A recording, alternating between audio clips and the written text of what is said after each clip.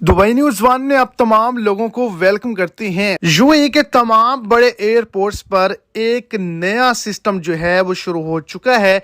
अब आप तमाम लोग अगर पाकिस्तान से और इंडिया से, बांग्लादेश से दुबई का सफ़र करना चाहते हैं तो आप तमाम लोगों ने बहुत ही ज़्यादा एहतियाती तदाबीर जो हैं उन पर अमल करने हैं और इस तरह की घटिया हरकत नहीं करनी।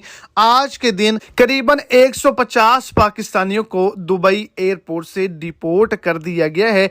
उनकी क्या वजूहात है तो तमाम तर डिटेल्स आगे चल के इस शॉर्ट्स वीडियो के अंदर आप तमाम लोगों को बताई जाएगी। लेकिन वीडियो की डिटेल जानने से पहले आप तमाम लोगों से एक छोटी सी गुजारिश, अगर हमारे चैनल पर आप फर्स्ट टाइम है तो लाजमी से चैनल को सब्सक्राइब कर दें, इस वीडियो को लाइक कर दें और अपने दोस्तों तक इसको ज्यादा से ज्यादा शेयर करें।